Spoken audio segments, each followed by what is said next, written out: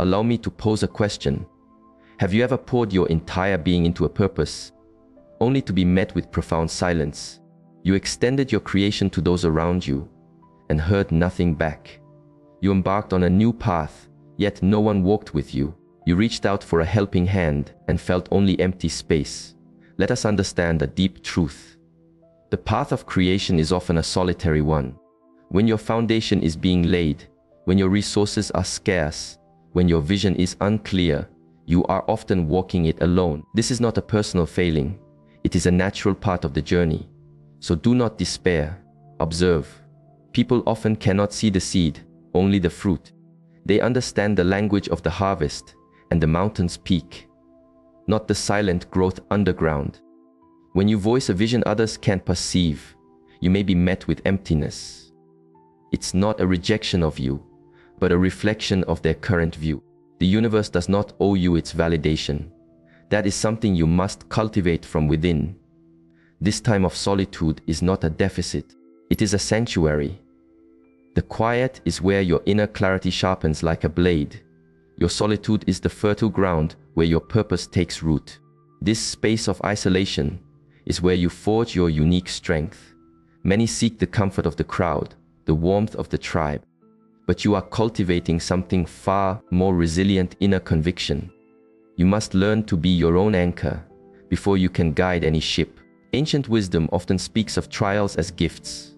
Think of how a river sculpts stone, not with a single powerful wave, but with persistent, steady flow. Every door that closes is not a verdict.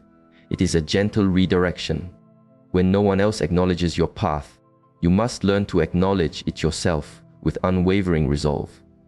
When the outer world is silent, your inner world must become your source. We exist in a world that applauds the destination, not the arduous journey. You can practice for countless hours in the dark. It goes unnoticed. You may stumble 20 times and rise again, and there is no echo. But in the moment of blossoming, when your work finally shines, suddenly, all eyes are upon you. This is why you must learn not to depend on applause, but to anticipate friction. Praise is not for the journey's beginning. It is for those who endure its length. In this quiet, you must build your inner architecture, your vision, your discipline, your patience, your mental fortitude, your daily practice. This is where the true transformation occurs. There are no spectators, no cheers, no one affirming your progress. And that is precisely the moment your effort is most potent. For the strength you build in the stillness will resonate through your entire life. Let's reflect on support. You may wish for your companions to understand your path, for your loved ones to share your deepest vision. This expectation can create suffering. Their purpose is not to hold your dream. That responsibility is yours alone. Most people offer love from within their own landscape of understanding. So do not carry resentment when they advise a different path. Do not grow weary when they do not appear. Let it be the wind that strengthens your roots. Continue your work. You do not need fleeting motivation. You need a steadfast practice. Train yourself in this manner. Rise with the sun. No one applauds. Deepen your understanding while others are distracted. No one sees. Release comfort for purpose. No one offers thanks. Yet when your presence has changed, they will all ask, "What is your secret?" And your answer can be, "I walked with myself. When there was nothing else, I had my practice." This existence is full of apparent contradictions.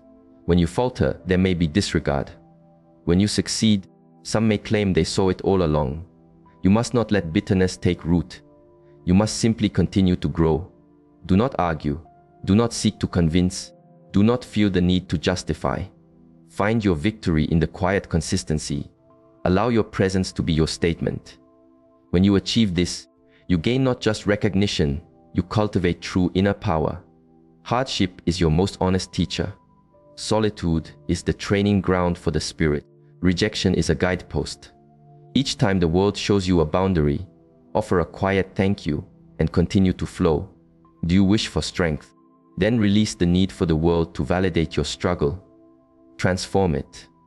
Let your challenges become your practice. Let your scars become your wisdom. You will find your way. But the path is long.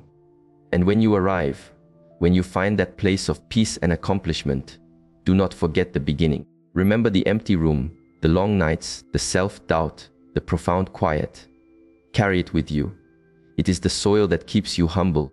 It is the stone that keeps you true. When you succeed, many will be drawn to your light. They may ask, how did this happen so quickly? But you will recall, it was not quick. It was built through countless seasons of effort, through 1,000 small surrenders, through innumerable quiet mornings. You arrived here not because the world gave you permission, but because you held true to yourself long enough for your own light to emerge.